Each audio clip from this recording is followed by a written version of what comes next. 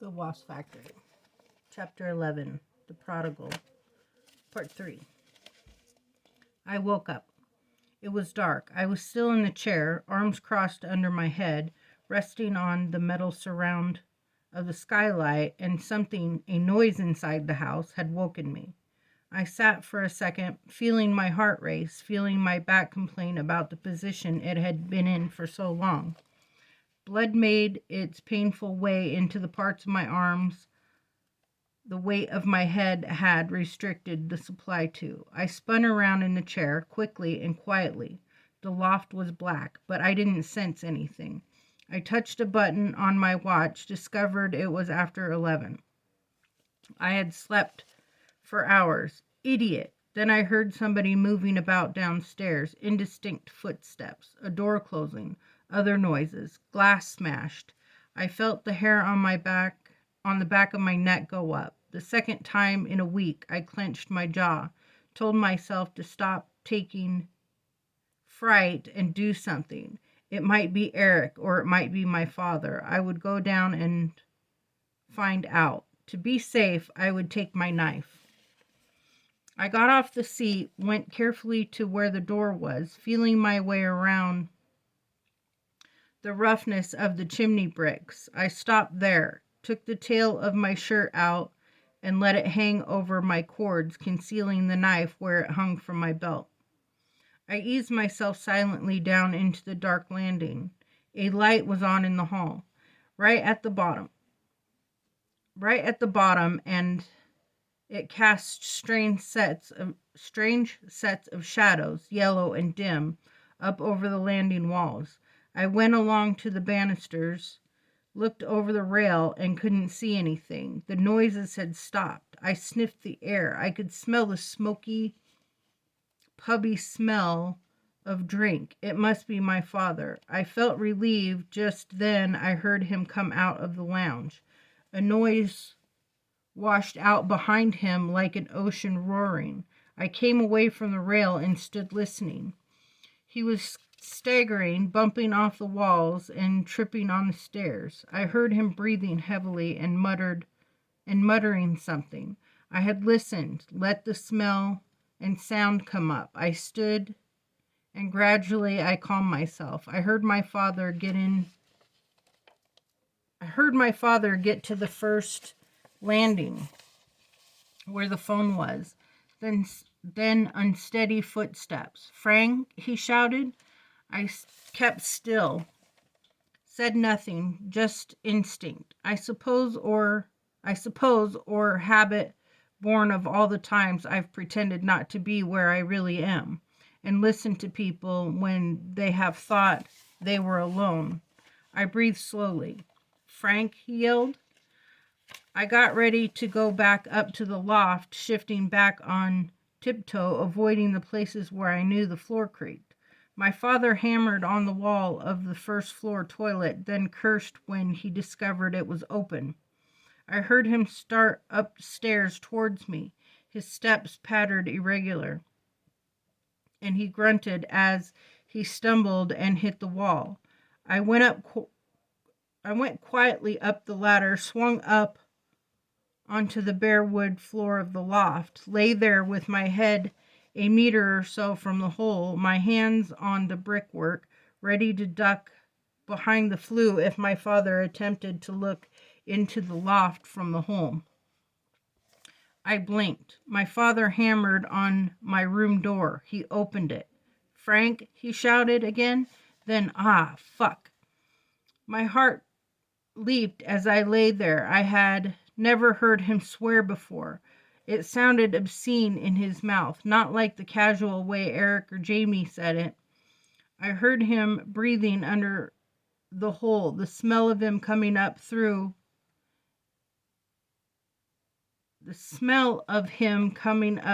it to me. Whiskey and tobacco. The steps again, unsteady down the landing, then his door, and it slammed shut. I breathed again, only then realizing that I had been holding my breath. My heart was pounding, fit to burst, and I was almost surprised my father hadn't been able to hear it booming through the floorboards above him. I waited for a while, but there were no more noises, just that distant white sound from the lounge. It sounded as though he had left the television on between channels. I lay there, gave myself 5 minutes, then got up slowly, brushed myself down, tucked my shirt in, picked up my bag in the darkness, attached my catapult to my belt, felt around for my waistcoat, and found it. Then, with all my gear on, crept down the ladder onto the landing, then along it, and softly downstairs. In the lounge, the television sparkled its colorful hiss to an empty room. I went to it, clicked it off. I turned to go and saw my father's tweed jacket lying crumpled in the chair. I picked it up and jingled it. I felt through the pockets as I wrinkled my nose at the stench of drink and smoke coming off of it. My hand closed around a bunch of keys. I brought them out and stared at them. There was a front door key, the back door key, the cellar key, shed key, couple of smaller ones I didn't recognize, and another key, a key to one of the rooms in the house, like the key for my room, but different cut. I felt my mouth start to dry up and saw my hands start to shake in front of me. Sweat sparkled on it, beating suddenly in the lines of my palm. It might be his bedroom key, or I ran upstairs 3 at a time, only breaking rhythm for the noisy ones. I went up past the study, up to my father's bedroom. The door was ajar. It's the key. The door was ajar. Its key was in the lock. I could hear my father snoring. I closed the door gently and ran back down to the study. I put the key in the lock, and it turned with well-oiled ease. I stood there for a second or two, then turned the handle and opened the door. I put the light on. The study, it was cluttered and full, stuffy and warm. The light in the center of the ceiling had no shade. It was very bright. There were 2 desks, a bureau, and a camp bed with a mess of sheets lying twisted on it. There was a bookcase, 2 large tables standing together, covered with various bottles and pieces of chemical apparatus, test tubes, bottles, and condenser linked to a sink in the corner. The place smelled of something like ammonia. I turned, stuck my head out the door into the hall, listened, heard a very distant snoring, then took the key and closed the door, locking myself in and leaving the key in the door. It was as I turned away from the door that I saw it, a specimen jar standing on top of the bureau, which was placed just to the side of the door and would be hidden from the hall outside by the door when it was open. The jar was clear liquid, alcohol, I assumed. In the alcohol was a tiny torn set of male genitalia. I looked at it, my hand still on the key I had been turning, and my eyes filled. I felt something in my throat, something from deep in me, and my eyes and nose seemed to fill and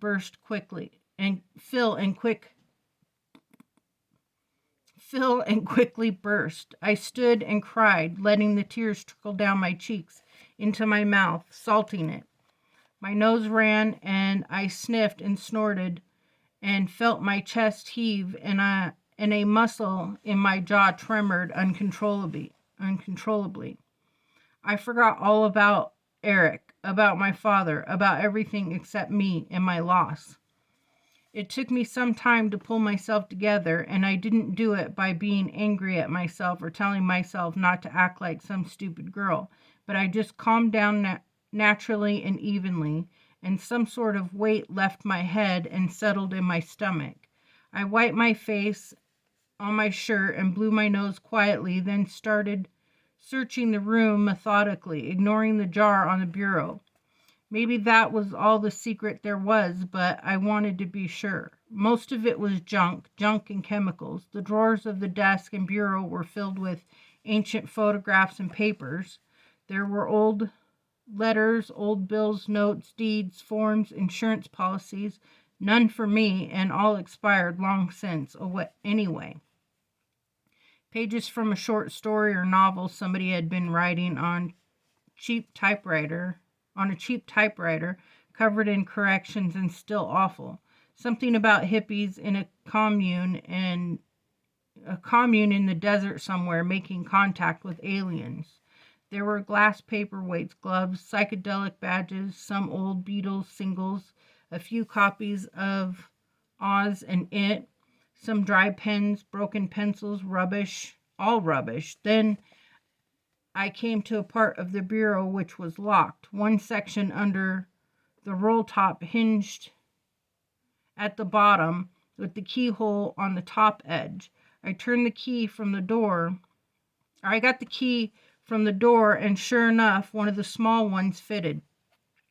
The flap hinged down, and I took out the 4 small drawers set behind it and set them on the working surface of the bureau. I stared at their contents until my legs got shaky and I had to sit down on the rickety little chair which had been half underneath the bureau. I put my head in my hands and I was shaking again. How much was I going to have to go through this night? I put my hands into one of the little drawers and took out the blue box of tampons. Shaking my fingers brought out the other box from the drawer. It was labeled hormones, male.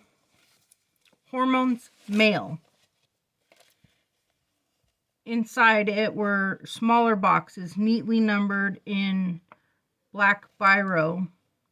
That's a biro. B-I-R-O. With dates going about 6 months into the future. Another box from a different drawer said KBR, which rang a bell somewhere in my mind, but only at the very back of it. The remaining 2 drawers contained tightly rolled bundles of 5 and 10-pound notes and cellophane bags with little squares of paper inside. I had no spare capacity for trying to work out what any of the other stuff was, though my mind was racing with an awful idea it had just formed. I sat there staring, mouth opened, and thought. I didn't look up at the jar. I thought of that delicate face, those lightly haired arms. I tried to think of one time I had seen my father naked to the waist, but for the life of me I couldn't. It couldn't be. I shook my head, but I couldn't let go of the idea. Angus. I only had his word for anything that had happened. I had no idea at all how much Mrs. Clamp could be trusted. No idea what sort of hold either of them might have over the other. But it couldn't be. It was just too monstrous, so appalling. I stood up quickly, letting the chair fall back and whack the wood of the uncovered boards. I grabbed the box of tampons and hormones, took the keys, unlocked the door, and charged out upstairs, stuffing the keys into one pocket and drawing my knife from its sheath. Frank'll get you, I hissed to myself. I stormed into my father's room and switched on the light. He was laying on the bed with his clothes on. One shoe was off. It lay on the floor under his foot, which dangled over the side of the bed. He was on his back snoring. He stirred and flung one arm over his face, turning away from the light. I went over to him, took the arm away, and slapped his face twice, hard. His head shook, and he cried out. One eye, then the other opened. I put the knife up to his eyes, watching them focus on it with drunken imprecision. The smell of drink off him was foul. Frank, he said weakly. I jabbed the knife at him. just stopping short of the bridge of his nose. You bastard! I spat at him. What the hell are these? I brandished the tampons and the hormones box in front of him with my other hand. He groaned and closed his eyes. Tell me, I screamed, and slapped him again, using the back of the hand holding the knife. He tried to roll away from me across the bed under the open window, but I pulled him back from the hot, still night. No, Frank. No, he said, shaking his head and trying to push my hands away. I let the boxes go and got hold of him by one arm, tightly. I drew him near to me, pointed the knife at his throat. You're going to tell me, or by God. I let the words hang. I let go of his arm and moved my hand down to his trousers. I slipped his belt out of the little guides around the waist. He tried to stop me in a fumbling way, but I slapped his hands back and prodded him in the throat with the knife. I undid the belt and pulled the zip down, watching him all the time, trying not to imagine what I might find, what I might not find. I undid the bottom at the top of the zip, the button at the top of the zip, pulled his trousers open, pulled his shirt up and out. He looked at me, lying on the bed with his eyes red and gleaming, and he shook his head. What you going to do, Frankie? I'm sorry. I'm really sorry. Was an experiment. Sal, just an experiment. Don't do anything to me. Please, Frankie, please. You bitch, I said, feeling my eyes start to blur at my voice and my voice shake. I pulled her underpants down with a vicious tug. Something screamed outside in the night beyond the window. I stood staring at my father's dark-haired, large, rather greasy-looking cock and balls, and something animal out there on the landscape of the inland screamed. My father's legs were quivering. Then came light, orange and wavering, where no light should be out there, over the dunes, and more screams, bleeding, and baths and screams everywhere and screams.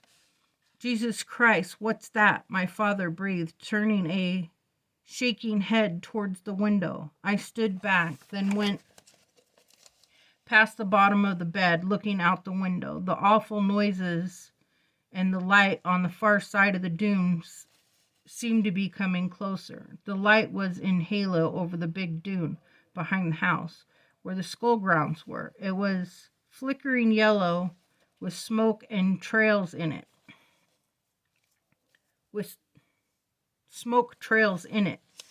The noise was like that of burning dog that the burning dog had made, but magnified, repeating and repeated, and with another edge to it. The light grew stronger, and something came running over to the top of the big dune, something burning and screaming and running down over the sea face of the skull grounds dune. It was a sheep, and it was followed by more. First another 2, then a half dozen animals came charging over the grass and the sand. In seconds, the hillside was covered with burning sheep, their wool in flames, bleeding wildly and running down the hill, lighting up the sandy grass and weeds and leaving them burning in their fiery wake. And then I saw Eric. My father came shakily up by my side, but I ignored him and watched the skinny, dancing, leaping figure on the very top of the dune. Eric was waving a huge burning torch in one hand and an axe in the other. He was screaming too. Oh my God, no, my father said. I turned to him. He was pulling his trousers up. I pushed past him, ran to the door. Come on, I shouted at him. I went out, ran downstairs, not waiting to see if he was following. I could see flames through every window, hear the wails of the tortured sheep all around the house. I got to the kitchen, considered getting some water as I ran through, but decided it was pointless. I ran out through the porch and into the garden. A sheep, burning only above its back legs, nearly collided with me, running through the already blazing garden and swearing at the last second from the door with a terrified baying, then jumped over the low fence into the front garden. I ran around to the back of the house, looking for Eric. Sheep were everywhere. Fire was all about. The grass over the school grounds was ablaze. Flames leaped from the shed and the bushes and the plants and flowers in the garden, and dead burning sheep lay in pools of livid fire, while others ran and jumped about, moaning and howling in their guttural, broken voices. Eric was down the steps leading to the cellar. I saw the torch he had been holding flickering flame against the wall of the house beneath the window in the downstairs toilet. He was attacking the door to the cellar with an axe. Eric, no, I screamed. I started forward, then turned and grabbed the edge of the house and stuck my head around the corner to look at the open door of the porch. Dad, get out of the house. Dad! I could hear the sound of the splintering wood behind me. I turned and ran for Eric. I jumped over the smoldering carcass of a sheep just before the cellar steps. Eric turned around and swung the axe at me. I ducked and rolled. I landed and jumped up, ready to spring away, but he was back, smashing the axe into the door again, screaming with each massive blow as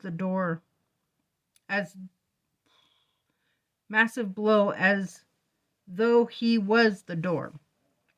The axe had disappeared through the wood, became stuck. He wriggled it mightily and got it out, glanced back at me, and then heaved the axe at the door again. The flames from the torch threw a shadow at me. The torch lay propped up against the side of the door, and I could see the new paint had started burning already. I got my catapult out. Eric had the door almost down. My father still hadn't shown. Eric glanced back at me, then smashed the axe into the door. A sheep cried out behind us as I fumbled for a steely. I could hear the crackling of the fires on all sides and smell roasted meat. The metal sphere fitted into the leather, and I pulled. Eric, I yelled as the door gave way. He held the axe with one hand, picked up the torch with the other. He kicked the door, and it fell. I tensed the catapult one final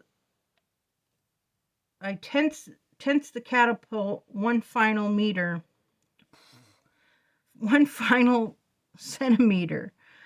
I gazed at him through the wide of the catapult's arms. He looked at me. His face was bearded, dirty, like an animal mask. It was the man I had known. And it was another person entirely. The face was grinning and leering and sweating, and it beat to and fro as his chest heaved in and out, and the flames pulsed. He held the axe and burning brand. And the cellar door lay in a wreck behind him. I thought I could make out the bales of cordite, darkly orange in the thick and shivering light from the fires around us, and the torch my brother held. He shook his head, looking expectant and confused.